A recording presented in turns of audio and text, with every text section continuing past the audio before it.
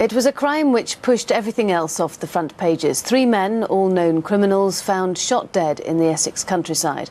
It was a cold-blooded, professional killing. The victims had many enemies, but which one wanted them executed?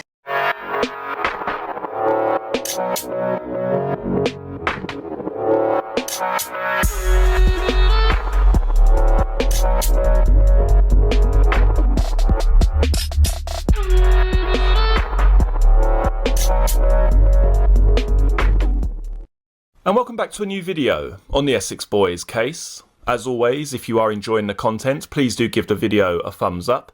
And if you're interested in the Essex Boys case, or simply true crime in general, don't forget to hit the subscribe button below. The Essex Boys' murders gave a shocking glimpse into the utterly ruthless methods of Britain's gangland underworld. 3 drug dealers were found shot dead in a Range Rover, a chilling reminder that being players in the big money cocaine trade was a high-risk game. It was one of the most infamous criminal cases of the 1990s. Career criminals Tony Tucker, Pat Tate and Craig Rolfe were lured to a remote lane in Rettendon near Chelmsford by the prospect of a lucrative cocaine deal. But instead of collecting a consignment of drugs dropped from a plane, the gang members were blasted in the head with shotguns. Michael Steele, now 65, was a pilot and expert navigator from Clacton-on-Sea, Essex, and specialised in importing cannabis from Holland. He had double-crossed the gang and feared for his life. Steele recruited Jack Womes, now 44, to kill them before they could kill him. Womes, a burly former nightclub bouncer, was a member of Steele's own gang. The shootings, blamed on a feud over a dodgy cannabis shipment, bore all the hallmarks of a savage and professional gangland execution. But after the bodies were discovered on a crisp December morning in 1995, murder squad detectives at first drew a blank in their hunt for the killers. The breakthrough came 6 months later when cops stopped small-time drug dealer Darren Nichols with 10 kilograms of cannabis in his car boot. Knowing he faced a stretch in jail, Nichols broke the underworld code and agreed to testify, naming Steele and Womes as the executioners. Nichols, now 44, gave evidence that he had driven Steele and Womes to a rendezvous of the 3 men and drove the killers away afterwards. But he denied knowing of any plan to shoot the trio. The killers were convicted at the Old Bailey in 1998 for a crime that Mr. Justice Hidden described as hard and ruthless. The pair were jailed for life with a minimum of 16 years. Nichols was given a new identity under the Witness Protection Programme. The story of the executions inspired the gangster film Essex Boys starring Sean Bean. In 2006, after an investigation by the Criminal Cases Review Commission, Steele and Womes' appeal against conviction was turned down. The following newspaper articles from the 13th of the 3rd, 2006, with the headline, "Is it ever safe to pay a witness?" From the moment 3 drug dealers in a Range Rover were shot dead in an Essex lane more than 10 years ago, it was obvious their murders would lead to saturation coverage. Apart from the acres of press treatment at the time, the killings led to a film and a book. But there was more to it than just prurient interest. Last month, the 2 men convicted of the murders, Michael Steele and Jack Womes, argued at the Court of Appeal that they should be granted a retrial because of the close involvement of the chief prosecution witness with a journalist. The Essex Boys case concerned the 1995 murder of Patrick Tate, Anthony Tucker and Craig Rolfe, drug dealers who are said in court to have bought cannabis imported by Steele and Womes. The apparent poor quality of one deal had led to a row, according to the prosecution, which sparked the murders. The main prosecution witness was Darren Nichols, who admitted his role as a driver for Steele and Womes on the night of the murders, but claimed he had not known the 3 were to be killed. Thanks to Nichols' evidence, Steele and Womes were convicted in 1998 and jailed for life. What the jury did not know was that prior to the trial, Nichols had made an arrangement with the author and former Observer crime correspondent Tony Thompson to collaborate on a book about the case, Blogs 19, which was published in the year 2000. For this, Nichols was paid what the Court of Appeal estimated to be between £10,000 and £15,000. And he worked on a television programme on the case for which he was also paid. In the appeal, it was argued that the jury would have been much less inclined to believe Nichols if they knew that he stood to profit handsomely from a conviction. The three appeal court judges recognised the problem. Quote, "It is obvious that the contacts and contracts between a witness and media interests in advance of a trial have a potential to engender injustice, especially when they are unknown to the defence," said Lord Justice Maurice Kay, Mr Justice Openshaw and Sir Charles Mantle in their judgment. Referring to the literary agent and television producer with whom Nichols had dealings, they said that, quote, "We find it surprising that such prominent and experienced media practitioners did not apprehend that they might at least be providing the defence with material for cross-examination," end quote. However, they did not quash the conviction because it was decided that Nichols' evidence had remained consistent with what he had said before he entered into a media contract. While the judges acknowledged that such deals were, quote, "to be deprecated," end quote, they ruled that they did not inevitably make convictions unsafe. Lawyers for the two convicted men disagree.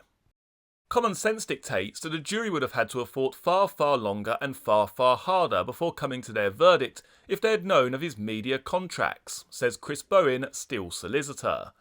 Last week, Bowen went to Strasbourg to start the process for taking the case to the European Court of Human Rights. This is not the first time a high-profile case has come under scrutiny because of such payments. The following newspaper article is from the 30th of the 4th, 2000, with the headline, "Mr Big Behind Trail of Blood." The ecstasy death of Leah Betts on her 18th birthday sparked national outrage against the evil drug dealers who supplied the pills. Now we can reveal for the first time the anonymous Mr Big behind that fatal consignment of drugs was ruthless Kenny Noye. Britain's #1 villain couldn't have cared less about the death of Leah, fun-loving daughter of an ex-policeman. But a few weeks later, the muscle-bound thugs who ran Noye's Essex drugs empire for him were blasted to death in a snow-covered country lane. Why? It wasn't because the dad of two, Noye, was upset about the death of an innocent girl young enough to be his daughter. The triple execution 5 years ago was simply carried out because police believe one of the gang had grasped on him. Noye was in prison for handling gold from the £26 million Brinksmat bullion robbery when he decided the way forward for his crime empire was the rapidly growing drugs business. A hulking 18-stone bodybuilder called Pat Tate, Noye's personal minder in Swellside prison on the Isle of Sheppey, persuaded him to invest £30,000 in a deal to import ecstasy. 3 months later, Tate handed his backer a £70,000 profit. This was the kind of deal that Noye liked. He supplied the finance and organisation, while the others did the dirty business of supplying the drug to thrill-seeking teenagers. When Noye got out of jail, he applied his greedy mind to making that business even more profitable, regardless of any innocent young lives that might be ruined. Ecstasy could be bought for as little as £2 a tablet in the Netherlands, where Noye still had contacts from his activity smelting down gold from the Brinksmat robbery. Each tablet was sold in the clubs of Britain for up to £20, a huge markup. Before Noye became involved, the chain from the Netherlands to the UK streets was complex, with the drugs often passing through up to 50 pairs of hands. But the cunning villain cut that down to just 5, and saw his profits leap. Noye rented a warehouse in London as a distribution centre for thugs like Tate and henchman Tony Tucker. Tate and Tucker then sold the ecstasy on to street pushers. But the batch they supplied to the pusher operating in Raquel's club in Basildon on the night Leah celebrated her birthday was double strength, and it cost Leah her life. 3 weeks after the national outcry over Leah's death, Tate, Tucker and fellow villain Craig Rolfe were lured to White House Farm near Rettendon Essex to inspect the landing site for a light plane due to bring in hundreds of thousands of pounds worth of ecstasy. Their host was another of Noye's old associates, 55-year-old Michael Steele. He met the three in a pub and climbed into the back of the Range Rover with Tate, who was so unsuspecting he hadn't brought the 9mm pistol he normally carried. But as the Range Rover turned into a lane off the A130, it had to stop at a closed gate where Steele's accomplice Jack Womes was hiding. Steele jumped out of the back door as Womes ran towards the vehicle, blasting away with an automatic shotgun. Only Tate had time to put his hands up and crouch down. Tucker and Rolfe were killed instantly, sat bolt upright with blood all over their faces and chests. After Womes reloaded, Steele took the gun and shot each man behind their ears just to make sure. Steele and Womes are now serving life, but police privately believe Noye, also doing life for Stephen Cameron's murder, commissioned the slaughter. But why did he wipe out his friends? Tate, like Noye, was not averse to giving information to the police to save his own skin. In the heat that followed Leah's death, was Noye's involvement one of the tidbits Tate offered the police? An Essex drug insider says, if it was, then Kenny would have gone bananas. The following newspaper article is from the 27th of the 4th, 1998, with the headline, My husband did not kill drug barons. Michael Steele and Jack Womes have served more than a year behind bars for the triple killing of 3 drug barons at Rettendon. Families of both men claim they are innocent and say the prosecution's star witness, Supergrass Darren Nichols, told a bunch of lies. Nigel Brown talked to Steele's wife about the long battle to clear her husband's name.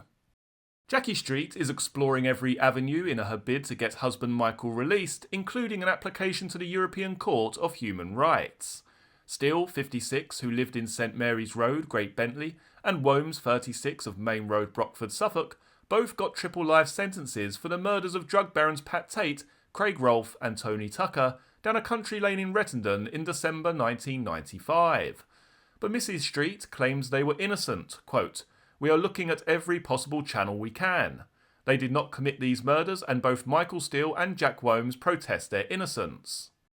Michael is determined and absolutely resolute that the truth will eventually come out and he will never give up.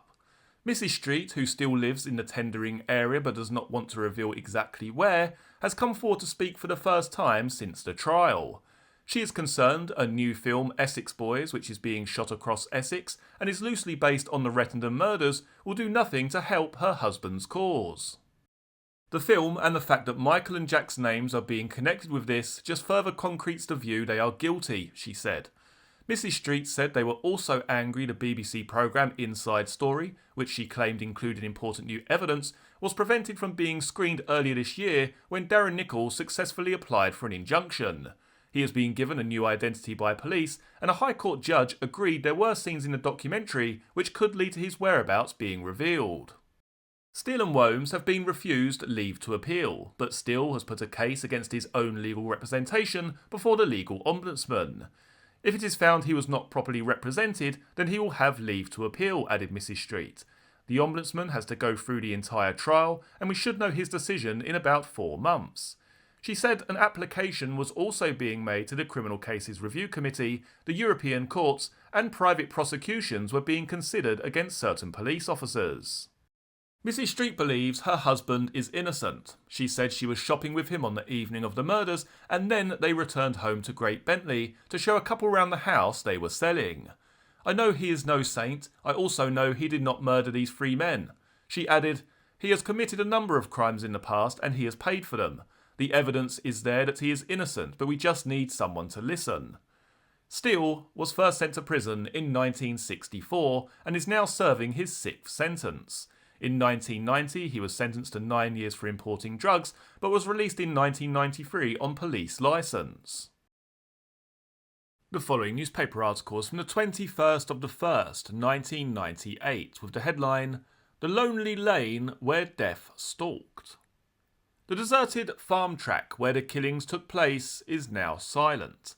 The occasional bird is heard, or distant car on the A130 between Chelmsford and Basildon. It is a far cry from December 6, 1995. At around 6:50 p.m. that day, the peace was brutally shattered for just a few seconds. It was an explosion of ruthless violence. 8 shots fired into the heads and bodies of Pat Tate, Craig Rolfe and Tony Tucker. It wasn't until the next morning, when it was quiet again, that local farmers Ken Jiggins and Peter Theobald made the gruesome find in the snow. And that grisly discovery will live long in the memory of Rettendon and its residents. 2 years on, it has not been erased from memories. Sadly, the small village is now scarred. Village postmistress Hazel Dale said, if you say your address is Rettendon, people don't quite remember why they've heard of it. Then suddenly they will recall. Tragically, the killings could go down as the event which put the village on the map. It is annoying more than anything, Mrs. Dale said.